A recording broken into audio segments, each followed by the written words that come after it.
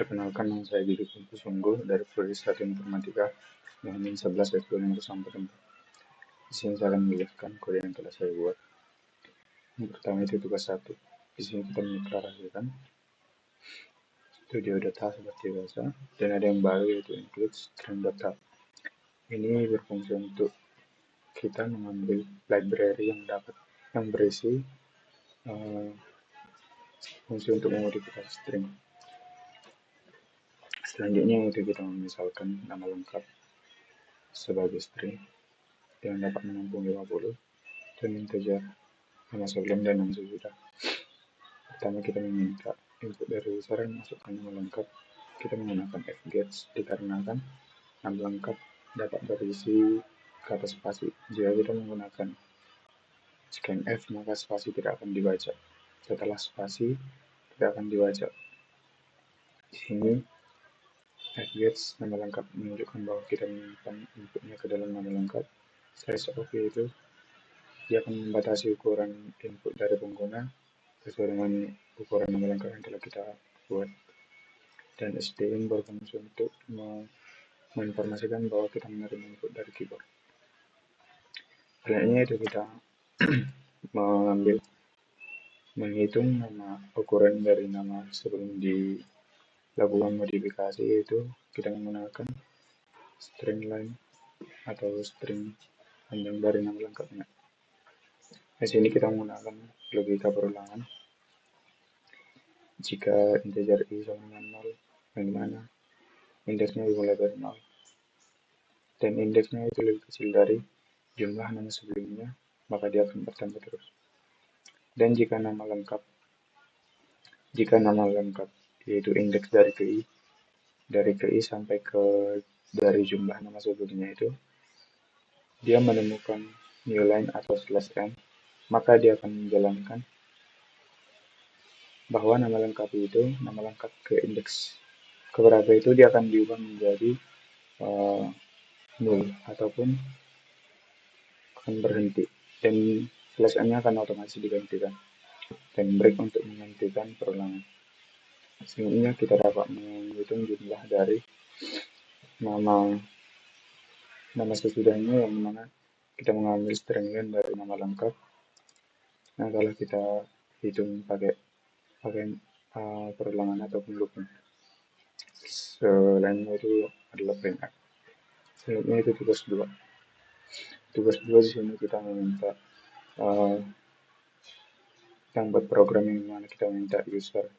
Kita telah menetapkan username yaitu sebagai admin dan juga password yaitu del 2025.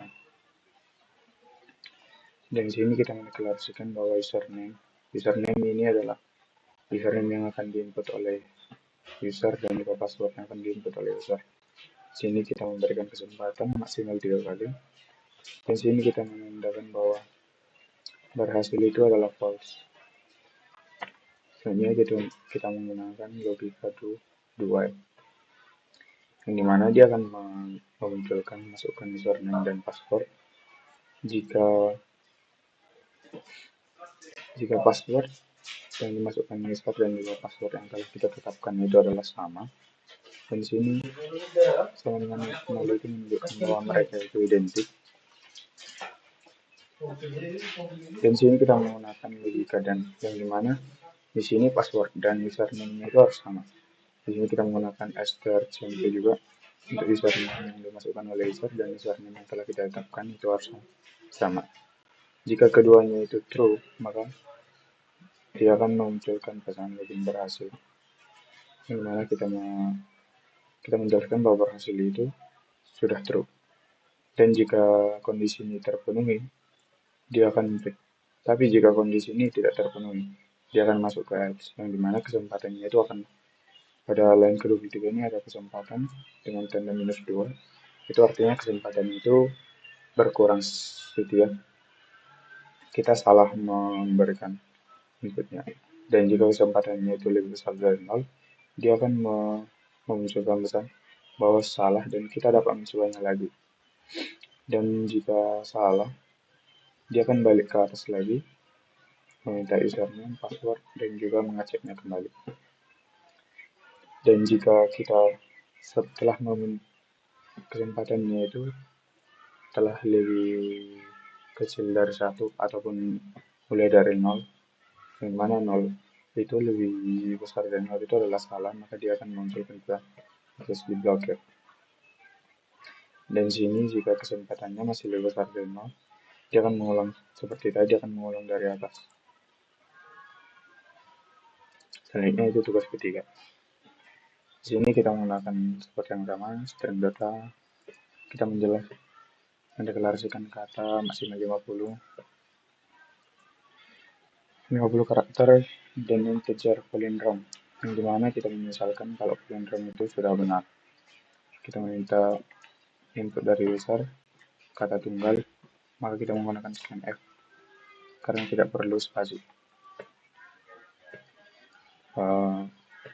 Pertama kita mencari dulu ukuran dari kata tersebut. Kita menggunakan integer, ukuran itu adalah string length dari kata yang telah diinput, dan jika kita menggunakan logika for, jika i-nya integer, i dimulai dari 0, indeks ke 0, dan indeksnya itu masih lebih kecil dari ukurannya itu, ukuran dari kata yang telah kita buat per 2, maka dia akan bertambah terus. Kenapa per 2?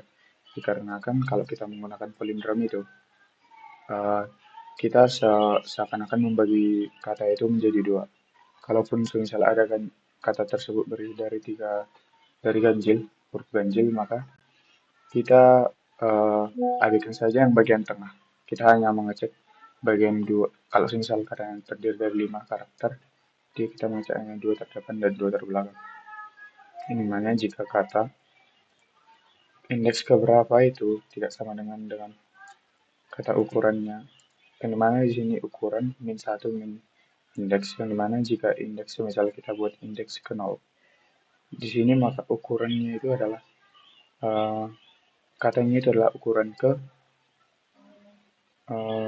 kurang 1 dan kurang 0, kurang 1 dan indeksnya itu dari 0, berarti ukurannya itu tadi kan 5.